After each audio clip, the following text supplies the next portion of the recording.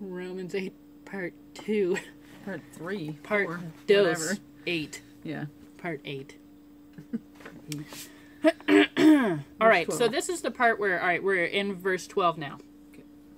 Romans 8, verse 12. So, therefore, brothers, we have an obligation, but it is not to the sinful nature to live according to it. That makes sense. Mm-hmm.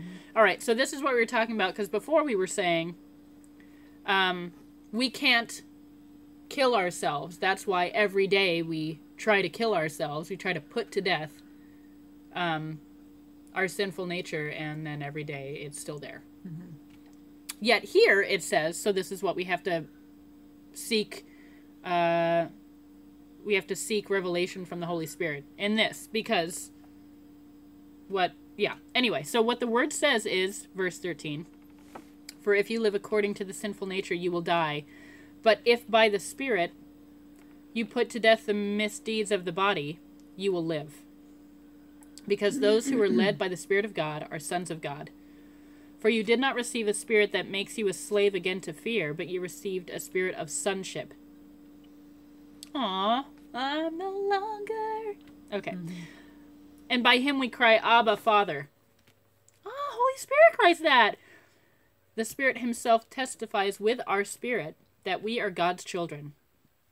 Now, if we are God's children, then we are heirs, heirs of God and co-heirs with Christ, our bro, if indeed we share in his sufferings, in order that we may also share in his glory.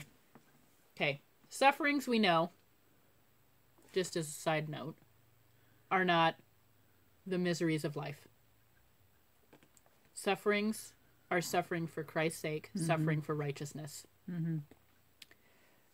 And that has been twisted, and it's, no, it's just suffering for righteousness. All right, so we were talking about not being able to put to death ourselves. Mm-hmm. But here it says, but if by the Spirit you put to death the misdeeds of the body, you will live. But, okay, so now it talks about, because you who are led by the Spirit of God are sons of God, for you did not receive a spirit that makes you a slave again to fear, but you received a spirit of sonship. Sonship.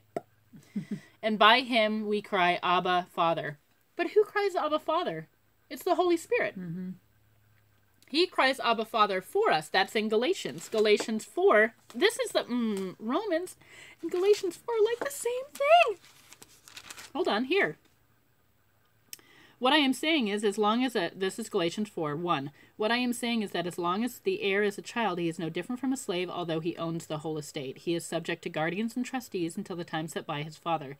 So also when we were children, we were in slavery, under the basic principles of the world. But when the time had fully come, God sent his Son, born of a woman, born under the law, to redeem those under the law, that we might receive the full rights of sons. Because you are sons, God sent the Spirit of his Son into our hearts, the Spirit who calls out, Abba, Father, so that you are no longer a slave, but a son. And since you are a son, God has also made you an heir. Mm-hmm. So here, it says the same thing. But it's saying, by him we cry, Abba, Father. By him we cry. What did I say? You did. Okay. Yes, by him we cry. Part, yeah. So, it's the Holy Spirit in us. Are we surrendered to the Holy Spirit? Just tell me if I'm working this out, and I don't know if I'm going to get this right now, or if I have the revelation of it now, I'm just kind of talking it out. Yeah. The Spirit himself testifies with our spirit that we are God's children. So there's this connection. Holy Spirit comes to live with us. He testifies with our spirits.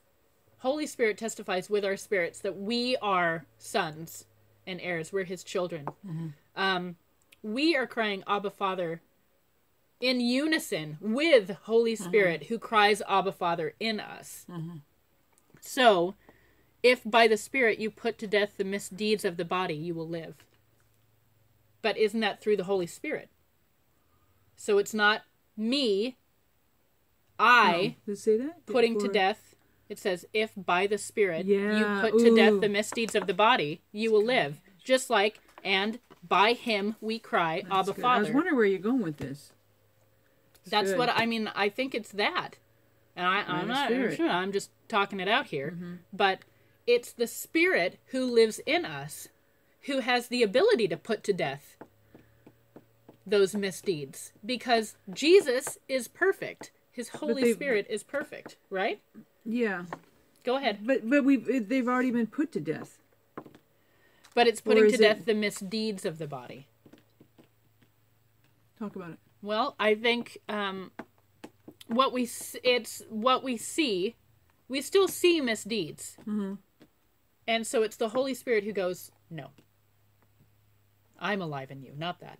Yeah. It's me. It's I who live in you, not that. So it's put to death. Maybe it's, and I'm going off on a tangent here. I am not saying this is Jesus. But putting to death the misdeeds of the body, is that putting to death the mindset that it's still alive? Yeah, I mean, it has to be because it's all over saying it's already done. You've already Yeah. been crucified. So I'm wondering, I'm just going to look up a couple different translations too and just see if there's, what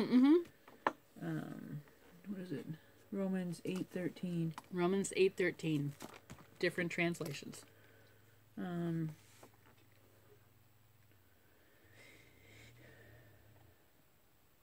why would we wait? I'll entertain you while we wait. Or I'll pause. Unpause. Okay. Says, for if you live according to the dictates of the flesh, you will surely die.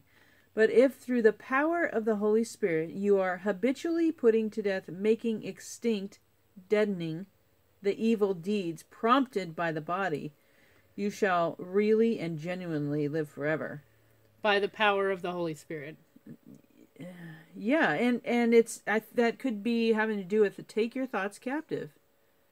You know, they need to be obedient to the truth. Maybe this is a working out. Like so what's been done is done in the spirit.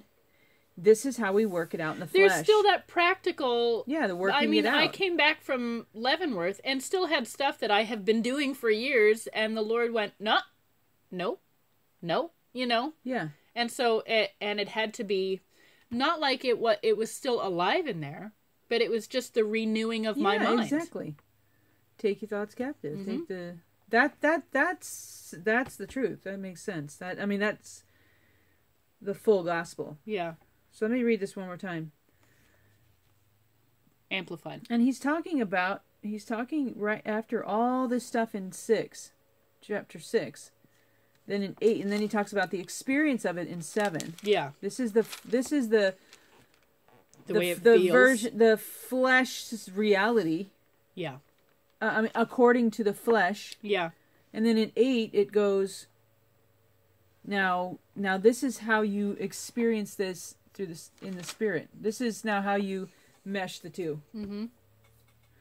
So that the whole 8 through life through the spirit, and then for if you live, even in being, it's all been accomplished. If you live according to the dictates of the flesh, you will die. Because you're not walking in faith, you're not walking in the truth, you're not, you don't believe. Mm-hmm. Right? But if through the power of the Holy Spirit you are habitually putting to death or making extinct and deadening, you're habitually walking in believing the truth.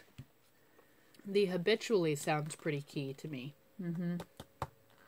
The evil deeds prompted by the body, the flesh, you shall genuinely, really live forever.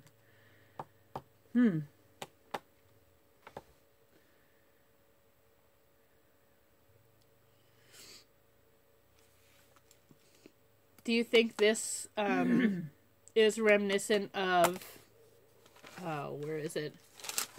In one of the Corinthians, of the, I beat my body and make it my slave. What is that, 9? 2 Corinthians 9, is that it? Oh, yeah. No, it's not 9, it's something 9. No, we wrote it down somewhere, dag nab. It's in one of our videos. Okay. But I wonder if it's reminiscent to that, where it's the... I mean, that calls for training, but this is training, isn't it? The habitually putting you have to walk this out. Yeah. Yes. It's the faith without... It's like faith without works is dead. Mm-hmm. Faith without letting it become reality is dead. Yes. And that's what works... That's what it means by works. It's not faith, I believe, and now I'm going to do stuff for you. Mm-hmm. It's letting that faith become a reality in your life. And aligning yourself with it all the time. Yeah. What popped in my head is the Jesus in the boat during the storm. His faith, his reality was the world, the flesh, the storm has no, it's not my reality. I mean, it's not my, I don't fear it. Where the disciples were like freaking out. Yeah. And so he rebuked the storm, and his comment was, "Oh, you have little faith." Yeah. So they were not walking that out. Mm-hmm. Okay. Yes. Let me just read the Amplified, because that was the Amplified Classical. Here's the Amplified. For if you are living according to the impulses of the flesh, you are going to die. But if you are living by the power of the Holy Spirit, you are habitually putting to death the sinful deeds of the body, you will really live forever. This is good. I love just wrestling this out. Or not wrestling, but...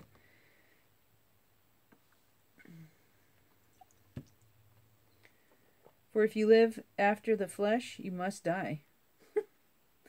But if by the Spirit you put to death the deeds of the body, you shall live. That's the ASV. Let me do the ESV and then I'll be done. Yeah, I mean, do that, but then read something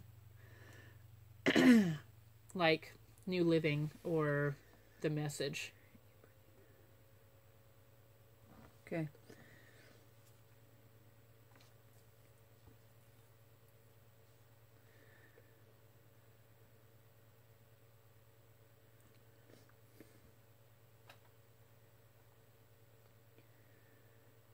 For if you keep on following it, you are lost and will perish. But if through the power of the Holy Spirit you crush it and its evil deeds, you will live. That's the Living Bible. You want the Message? Sure. Whoops.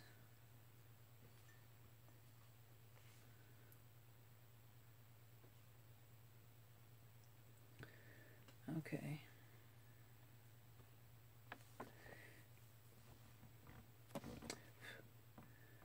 All right, so don't you see that we don't owe this old do-it-yourself life 1 red cent?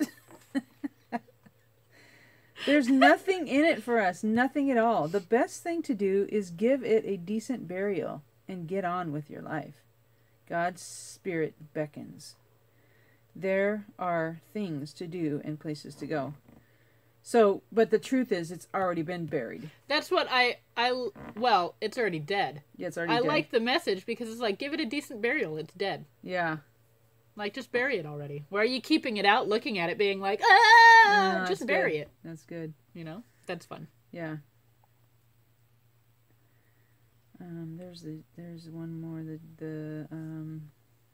is it? What's it called? The Contemporary Jewish Bible.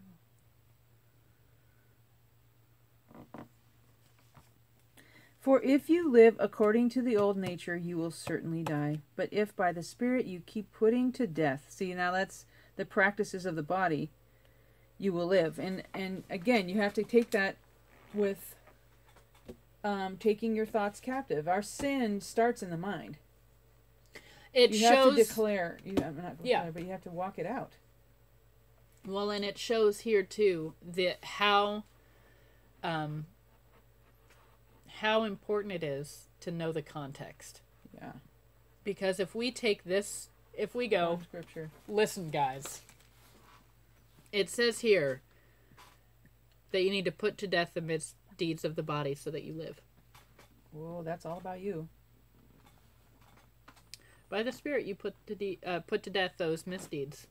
That makes it all about you. Mm-hmm. But if you actually read, 4, 5, 6, 7, and 8, 3, 4, 5, 6, 7, and 8 in Romans, it is perfectly clear that you have very little to do with it. And it's really the Holy Spirit in you. If you have an awareness of Galatians 4 and knowing that who cries Abba Father? It's the Holy Spirit. So if we're crying Abba Father, it's Holy Spirit in us. Who's alive in us? Holy Spirit. Are we alive? No. Sin nature is dead. And it's our spirit that's in union with the Holy Spirit that cries. So, but you have to know the context. You have to be able to not just take this one verse and go, yeah. You say, over here that your sinful nature is dead. We can't put to death our sinful nature because it's already died. But here it says, put to death the misdeeds. So what do you say about that? Well, it's plainly, thought out here. That it really isn't us putting to death. It's the Holy Spirit, the power of the Holy Spirit in us, retraining us, renewing our minds as we walk out the faith that we believe. Yeah. The revelation of his truth. You have to have wisdom in that. So important to read this with, with humility. And to go, I may have read this chapter or whatever 1,000 times and think that I have it all figured out. But Lord, I'm not seeing life. What I see in my life is not the fruit of your Holy Spirit. I still see struggle. I still see this. It's hard, messy, and you're telling me it shouldn't be. So I come with humility and ask, Lord, reveal. Holy Spirit, reveal truth. And then allow the Holy Spirit to reveal. Read it for what it is, not read it for how you see your life according to this. Yeah.